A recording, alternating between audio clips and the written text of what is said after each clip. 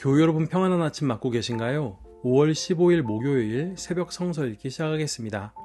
오늘은 시로페니키아 여인의 한마디라는 제목으로 마가복음의 말씀을 이어서 묵상하겠습니다.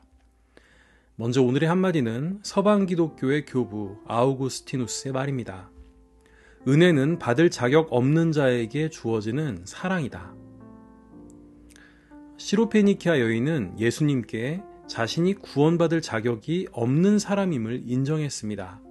그럼에도 불구하고 그녀는 예수님께 은혜의 부스러기를 구했고 결국 구원을 받게 됩니다. 마가복음 7장 24절에서 30절입니다. 예수께서 거기에서 일어나셔서 두로 지역으로 가셨다. 그리고 어떤 집에 들어가셨는데 아무도 그것을 모르기를 바라셨으나 숨어 계실 수가 없었다. 악한 귀신 들린 딸을 둔 여자가 곧바로 예수의 소문을 듣고 와서 그의 발 앞에 엎드렸다.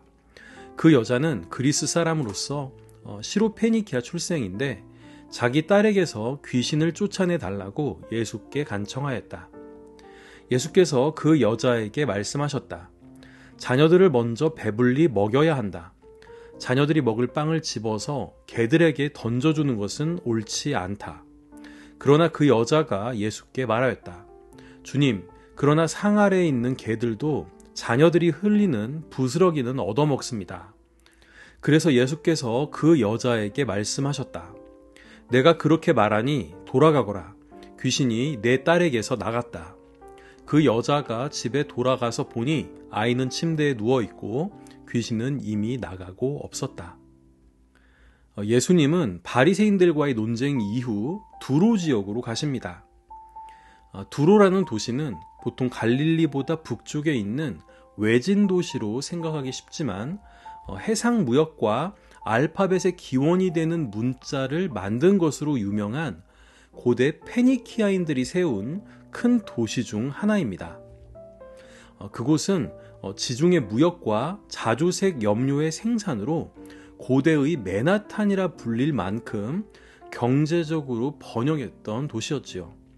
하지만 유대적 관점에서 이 도시는 이방 땅에 불과한 곳이었습니다. 게다가 바알 숭배의 발원지라 할 수 있기에 부정한 곳이었습니다. 예수님은 안식을 하러 오셨는지 아무에게도 알리지 않으시고 이곳 두로를 방문하십니다. 하지만 사람들이 소문을 듣고 찾아오는 바람에 숨어 계실 수 없으셨습니다. 그때 악한 귀신 들린 딸을 둔 한 여인도 예수의 소문을 듣고 와서 자기 딸에게서 귀신을 쫓아내달라고 예수님께 간청을 하며 그 앞에 엎드립니다. 그녀는 그리스말을 쓰는 로마 제국 시리아 속주의 페니키아 출신의 여인이었습니다.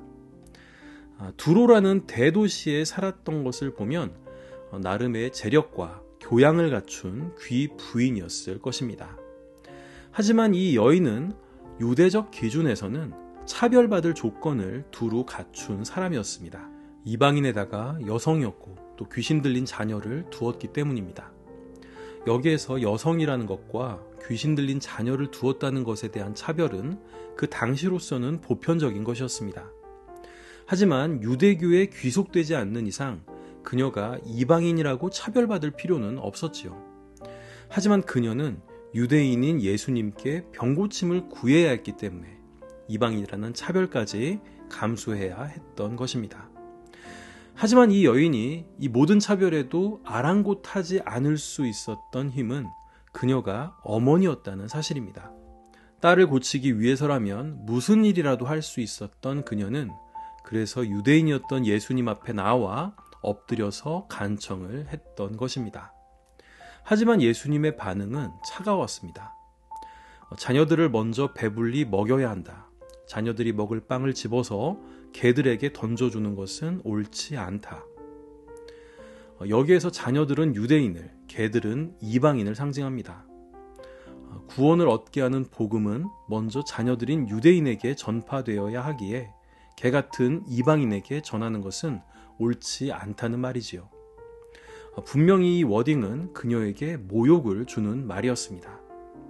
어쩌면 예수님은 아주 예외적인 예수님답지 않은 반응을 보임으로써 당시의 차별적인 현실을 고발하고 있는 것인지도 모르겠습니다. 하지만 더 놀라운 것은 그녀의 반응이었습니다. 이 여인은 예수님의 이런 모욕적인 언사를 그대로 수용합니다. 주님 맞습니다. 저는 개 같은 존재입니다. 하지만 개들도 자녀들이 흘리는 부스러기는 얻어 먹습니다. 그녀는 유대인의 특권을 인정하고 하나님의 선택에 항거하지 않았습니다. 다만 그녀는 유대인들이 흘리는 부스러기를 원했던 것입니다. 그녀가 알고 이야기했는지는 모르겠지만 예수님의 복음은 실제로 유대인들에게는 잘 받아들여지지 않았습니다. 그래서 그 복음은 유대인들이 흘린 부스러기와 같았지요. 또 이 여인이 예수님을 주님이라 불렀는데 마가복음에서 누군가가 예수님을 주님이라 부른 대목은 이곳이 유일합니다. 사실 예수님은 유대인에게도 제자들에게도 주님으로 인정받지 못했습니다. 하지만 이곳 이방 땅에서, 여기 이방 여인에게서 처음으로 예수님은 주님으로 인정을 받은 것입니다. 이제 예수님은 그녀에게 이렇게 말씀하십니다. 내가 그렇게 말하니 돌아가거라. 귀신이 내 딸에게서 나갔다. 그녀는 주님이라는 말을 통해 예수님을 주로 인정했습니다. 또한 자신은 하나님의 자녀는 아니지만 자녀된 자들이 가치를 모른 채 땅에 흘려버린 복음의 부스러기를 감사히 얻어 먹겠다고 말했습니다. 이러한 말 한마디가 결국 그녀를 구원한 것입니다. 마가는 손을 씻지 않고 음식을 먹는 제자들을 꾸짖는 바리새인들과 예수님의 논쟁 장면과 더러운 것은 사람의 마음에서 나오는 나쁜 생각이라는 예수님의 말씀에 이어 귀신 들린 딸을 가진 이방 여인과 예수님과의 대화를 배치합니다.